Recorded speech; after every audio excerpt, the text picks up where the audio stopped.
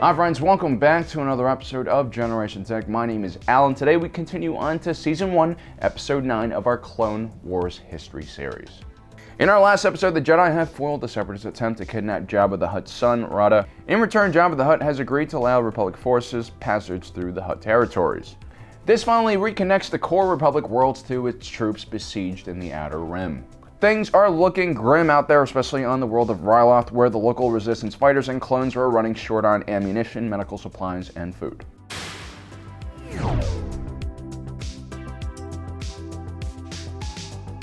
Ryloth was located in the outer rim of the galaxy on the edge of Hutt territory and Republic space.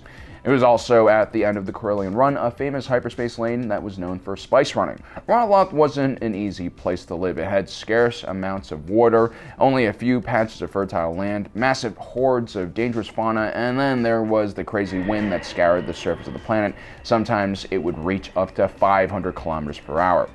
This meant that the Twi'lek people who lived on the planet had a rough time surviving and developing a productive and industrious society. Like most of the remote worlds in the Outer Rim, Ryloth didn't have any means to defend itself, which meant that it was constantly being exploited by foreign powers throughout the course of galactic history. You see, Ryloth was rich in two resources, a spice known as Rill and Twi'lek slaves. Which is interesting because Ryloth had joined the Galactic Republic almost 10,000 years before the Battle of Yavin, and technically speaking, the Galactic Republic made slavery illegal in its constitution through its right of sentience, which set out basic rights for all living beings in the galaxy, and was also against speciesism. A bunch of hypocrites if you ask me. Because of its remote location, Ryloth wasn't exactly at the top of the Separatist to-do list. As a matter of fact, it was 75th on their list of planets that they needed to take over.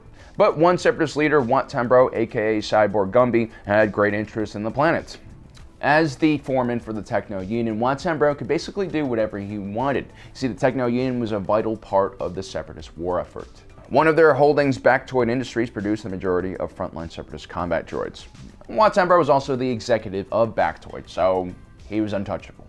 Cyborg Gumby was a greedy and ambitious clay-mated despot. As a member of the Separatist ruling council, he quickly started becoming suspicious of his fellow council members, especially Corporate Alliance Magistrate Pascal Argente. Wat Tambro had Argente followed by some espionage droids, and he found out that the Corporate Alliance exec had been pilfering the battlefields and had collected quite a large pile of treasure, which he kept hidden on Ryloth. At the same time, local revolutionary Cham Syndulla recognized Pascal Argente as a top Separatist leader, which signaled to him that Ryloth was about to enter the war. Realizing this, he began organizing his followers into resistance cells.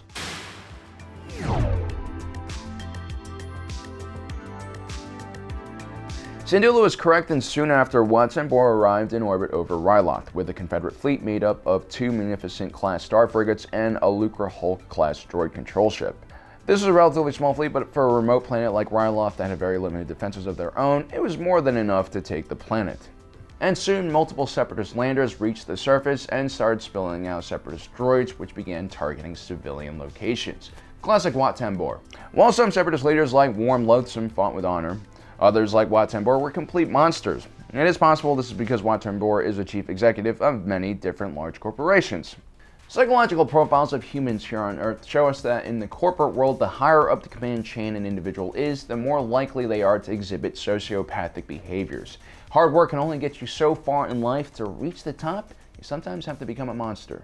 Syndulla proclaimed himself the rank of general like any self-respecting warlord would, and began leading a resistance. They were reinforced by the Republic with a small clone task force led by Clone Captain Keeley and Jedi General Ima Gundy.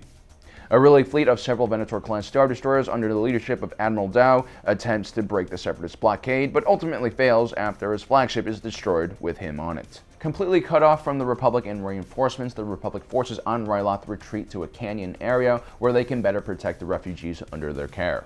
With only one or two working all-terrain tactical enforcers left, the Republic forces barely have any heavy weapons at their disposal, and are increasingly vulnerable to enemy air attacks and armor. They're also running out of food and medical supplies. The situation has become dire.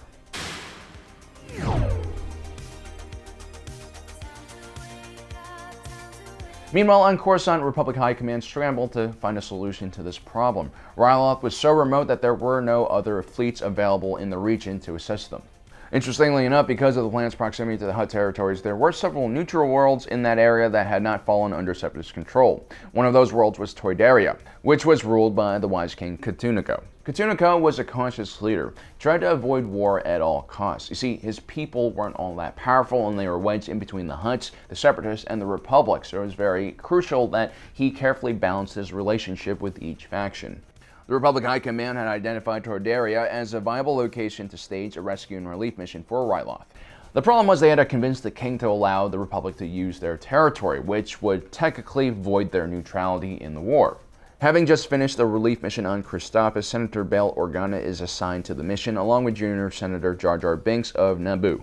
Together they travel to Toydaria to meet with the king.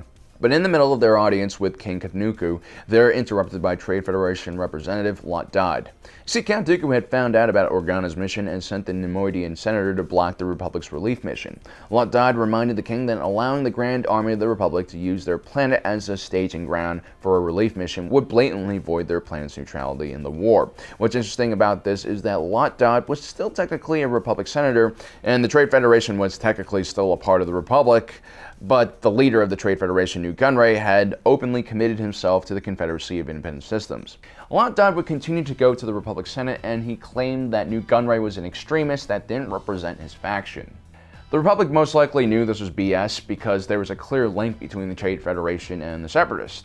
After all, the Separatist ships, droids, tanks, carriers, landers, fighters, they basically all looked the same as the ones the Trade Federation used during the blockade over Naboo.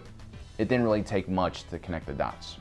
But still, they didn't kick Lot Dodd and the Trade Federation out because they didn't want to scare the remaining corporate factions still in the Republic. Anyway, the king is forced to deny the Republic's request for aid, but after the meeting is over, he once again meets with Organa and Binks and secretly tells them that he favors their humanitarian mission and will help them. But they must find a way to keep it hidden from Lot Dodd. So during a banquet, Jar Binks does what he does best and clowns around distracting the Trade Federation representatives while Organa supervises the delivery of supplies to his personal ships. While Republic diplomatic ships were lightly armed and armored compared to a Venator-class Star Destroyer, they were also incredibly fast and usually equipped with large banks of thrusters. This made them ideal for blockade running.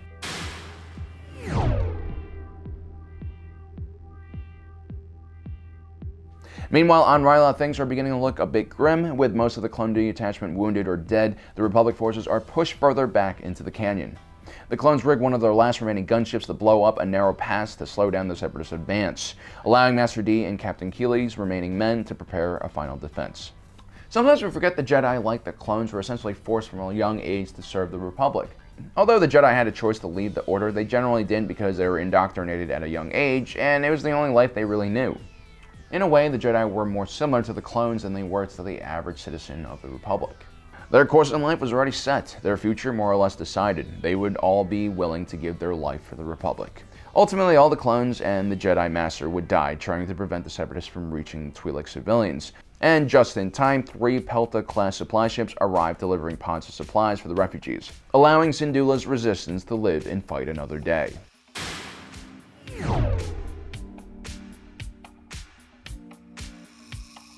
With their relief mission successful, the Jedi Council sends a potential ally in the King of Toydaria. The next step was to fully secure an alliance with the Toydarians and hopefully even build a military base on the planet.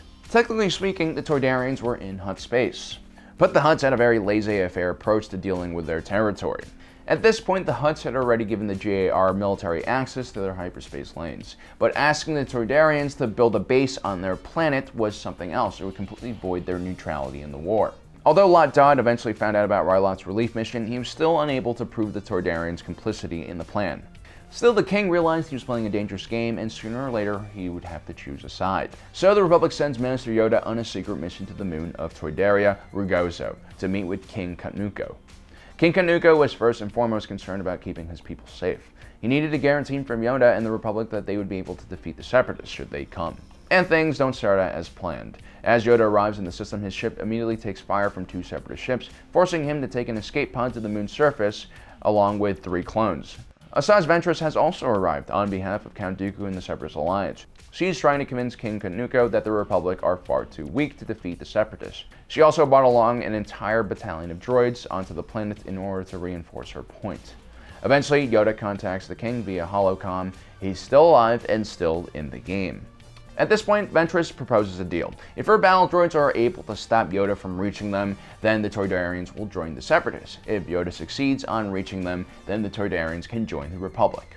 King Kanuko and Yoda agreed to this wager. Now, I know I say a lot of bad things about the Jedi and their incompetence, but Yoda was simply at another level, and he led the 3 clones to a victory against incredible odds. Asajj Ventress had hundreds of droids, dozens of tanks, yet Yoda and his clones ultimately prevailed. It's impressive enough of a display that Kanuko agrees to join the Republic immediately. This of course really pisses off Dooku, who orders Ventress to kill the king, but before she is able to, Master Yoda parries the killing blow. At this point, Ventress finally realizes just how outmatched she is and escapes off the moon. King Kanuko was a wise leader. Instead of leaving his people to suffer the same fate as the people of Ryloth or Christophsis, he was able to minimize damage to his own world by walking a fine political tightrope between the Separatists and Republic. And when he sees an agreeable solution, he takes advantage of it very quickly. I really like King Kanuko because he's a very rational and patient leader who always puts his people first, but he isn't without compassion for other beings. Meanwhile, the war on Ryloth continues to rage on, but before we cover that, in the core region of the galaxy, several Republic ships have disappeared after encountering a gigantic, mysterious Separatist Alliance ship. But we'll talk about that in our next episode, so don't forget to subscribe and hit that notification button down below. Also, if you want to check out the rest of the series in chronological order, please hit our playlist in the top right corner. We basically listed all of our videos there, including many supplementary videos that basically explain other details about the war. Anyway guys, thanks for joining us today. If you're watching this, you are Generation Tech.